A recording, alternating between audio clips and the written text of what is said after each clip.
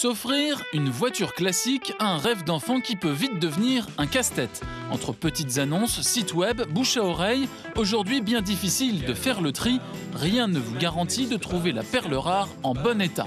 Et si le bon tuyau était finalement de faire confiance à un professionnel, qu'il soit expert en ancienne ou concessionnaire traditionnel, certains en ont fait leur métier à part entière. Alors, quelles sont les offres à surveiller? Quels détails faut-il examiner avant toute négociation? Et comment travaillent les spécialistes des voitures de collection? Direct Auto vous propose un guide d'achat pour se faire plaisir sans risquer la mauvaise surprise. Depuis quelques années, les points de vente de voitures de collection se multiplient, comme ici en région lyonnaise, et Guillaume y a déjà trouvé son bonheur. Je pense qu'on n'achète pas une voiture comme ça, comme une Clio, et donc il fallait pouvoir être rassuré à essayer la voiture pour moi. En fait, ils m'ont proposé un véhicule qu'ils avaient testé, qu'ils avaient vérifié. Donc c'est plus rassurant quand on est néophyte de savoir que quelqu'un nous permet d'avoir un véhicule approprié à notre premier achat.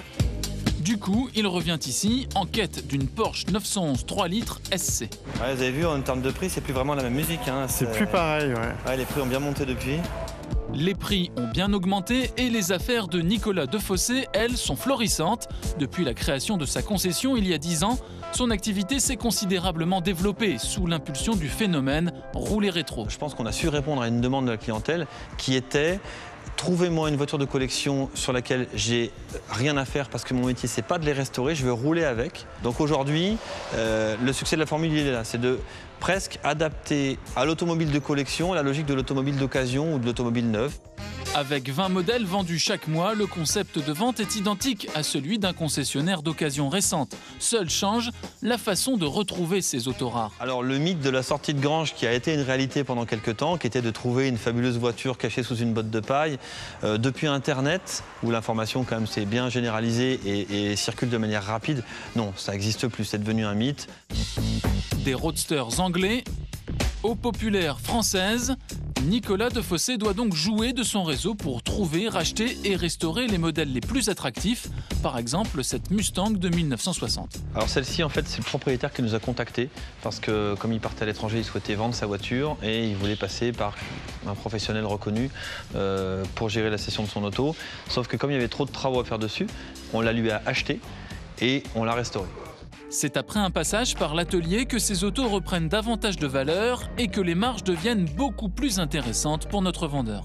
Jusqu'à une certaine mesure, on arrive à la répercuter dans le prix de vente, généralement pas à 100%, mais une bonne partie, puisque nos clients préfèrent une Mustang restaurée à 25 000 qu'une Mustang, je dirais, dans son jus à 18 000. Parce qu'ils savent très bien que 18 plus ce qu'il faudrait faire pour avoir ça, ça fera plus que 25. Et visiblement, ce calcul semble convenir aux futurs clients.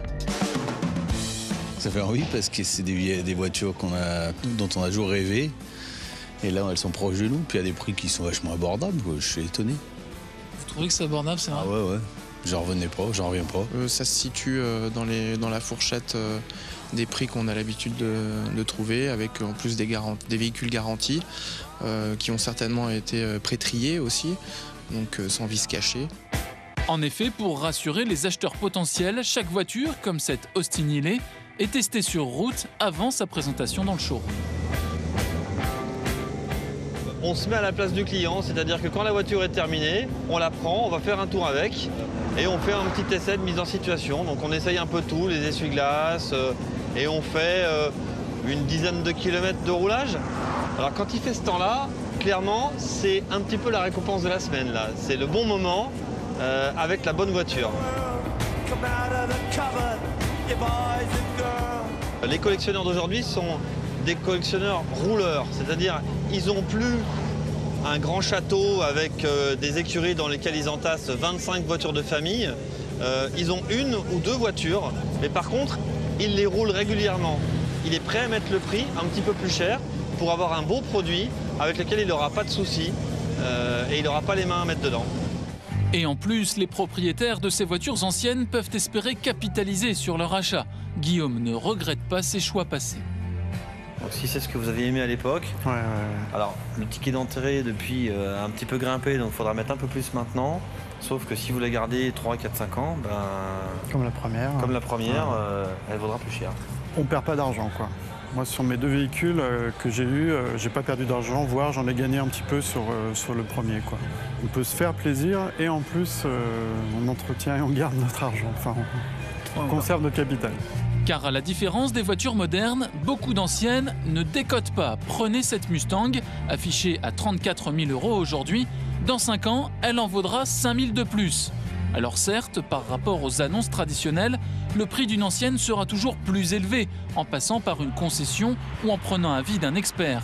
Mais n'oubliez pas qu'une voiture de collection représente aussi un véritable investissement. Un petit surcoût peut alors vous rapporter bien plus que de la sérénité.